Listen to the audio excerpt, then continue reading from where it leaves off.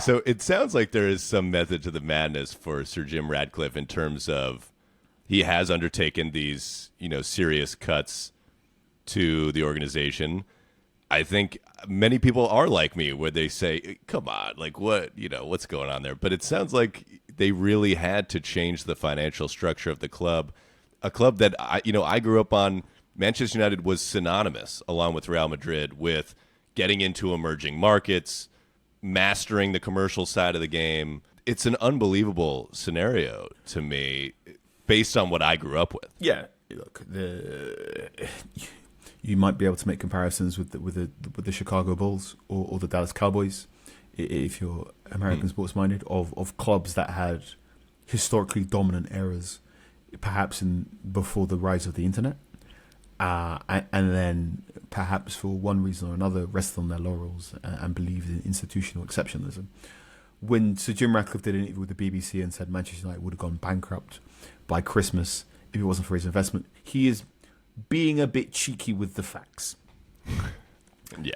Manchester United would have ran out of cash had it not been for an additional investment by Ineos. We can quite confidently say that. Or whatever financial position they were in, it would have been a lot worse if it wasn't for the investment Ineos did on top of the money that was made in order to become minority investors.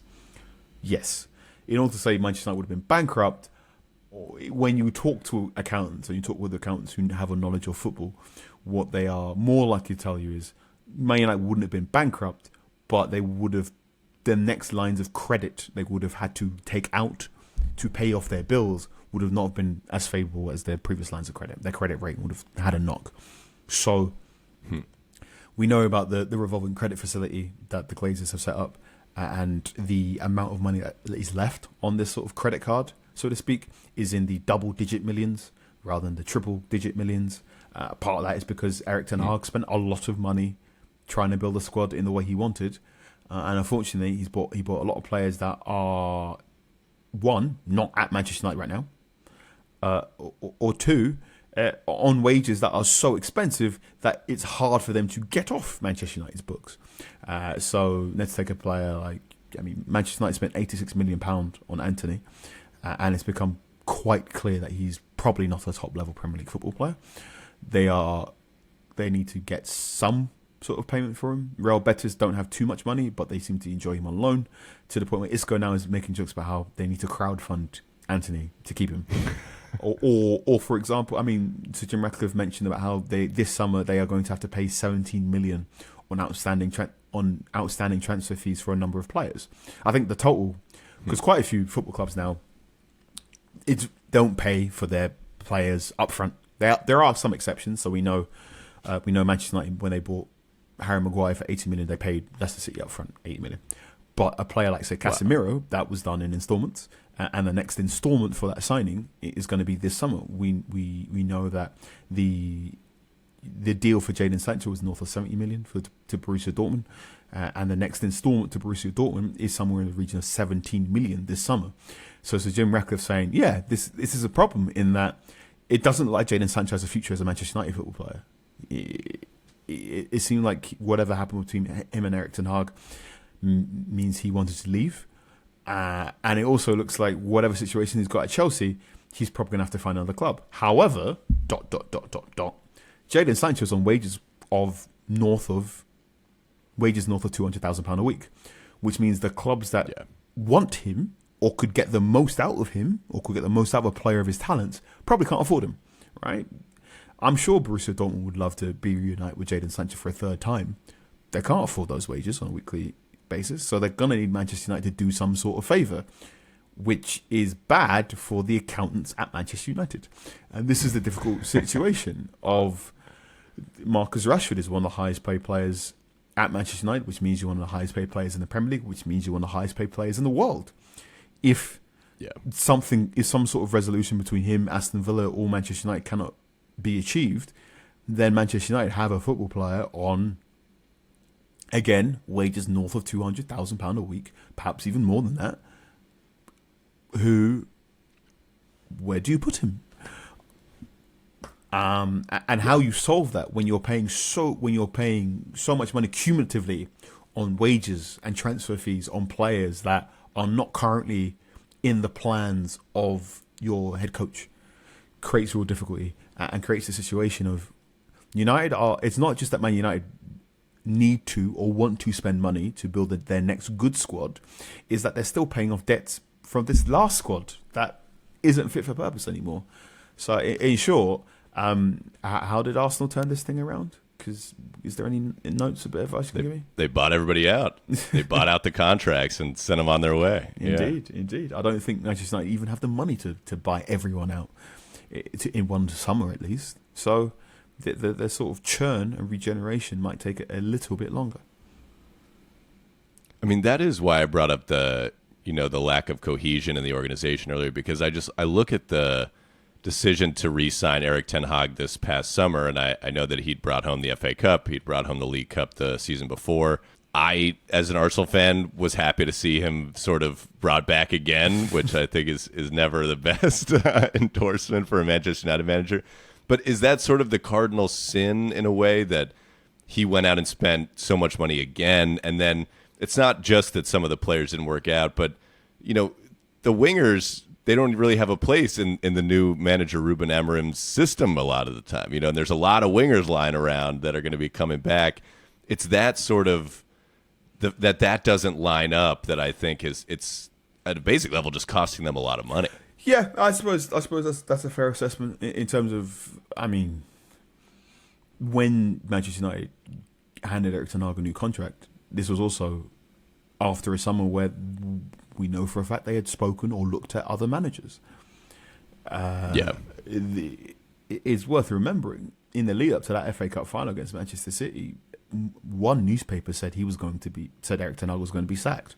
There was a atmosphere, perhaps minority rather than majority, around the club where it was, okay, we're going to Wembley and then goodbye. And even after the victory, Andy Mitten said he spoke to a number of Manchester United players after that game, and it was like, "Do you want him to say? Do you want to go?" And he said the sort of the feedback in and around the club at that time was 50-50s. And that's after a fantastic victory over a great Manchester City team, or a good Manchester City team, however you want to split that hair. Yet we know Manchester United had a look at Thomas Tuchel. Manchester United may have had a look at Marco Silva. Manchester United may have had a look at Kieran McKenna. We don't know the level of that, but it took some flights to Ibiza, where Erik ten Hag was on holiday, to patch that up, and they extended his contract in order to reaffirm his authority over that dressing room. I think when you get into that situation, you don't necessarily want to be thinking about succession planning.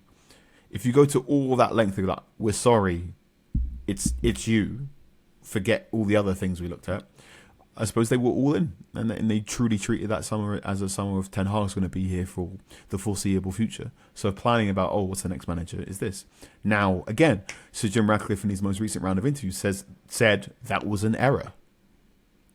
It was an error to choose Erik ten Hag and renew him. He also said it was an error to get Dan Ashworth, which was really interesting because Ratcliffe was effusive about Ashworth during the time he was on gardening leave.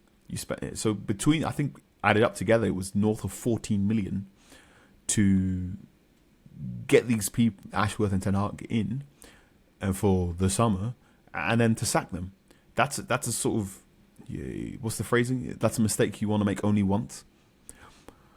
Yeah. So what happens next is going to be different. We do know the process that it took to get Amorim, and the process it took to decide on Amorim was an interesting one. It took it maybe a little bit longer. We know Amorim himself was a manager that West Ham looked at and that Liverpool looked at previously, and both of those clubs had some reservations, particularly because Amorim seemed so wedded to this 3-4-3, and most football clubs go, ooh, I don't know if we want to go all in on building a team for wing-backs, because what happens if it doesn't work out? We're going to have all these wing-backs, we need to move them on. But United have decided this is the man, which now means the good thing about picking a manager like Amorim is when the summer transfer window comes on, you have a clearer picture than most of what sort of players does he want. Because I don't care how good you are as a football manager, if you're playing 3-4-3, that every summer that comes along, one of the items on your shopping list is, can you buy me another wing back? Because you always need an extra wing back. The concern is, obviously, getting wing backs is quite hard. It's quite hard, and when you're Manchester United, I mean, we talked about the United tax before. Imagine if you're Bayer Leverkusen, Atalanta, or Inter Milan or Sporting this summer, Manchester United are going to come calling because you have the wing backs. So when United come calling, you're not going to give them a cheap number, are you? So I think that's also going to be difficult for United. This is going to be. I think this summer is going to be a really interesting summer, not just for United, but for a lot of clubs in general. The clubs are very aware, and the PSR plays on the minds of quite a few clubs. However, there are 2-3 clubs, not just in the Premier League, but in Europe as a whole, that are in need of a rebuild or in need of spending money. Manchester City are going to need to spend money. Liverpool, this is going to be Liverpool's first go at spending money under Arne Slot, as it goes from being a Jurgen Klopp squad to being an Arne Slot squad. I'm sure Arsenal are going to spend money because it looks like you need a striker, mate.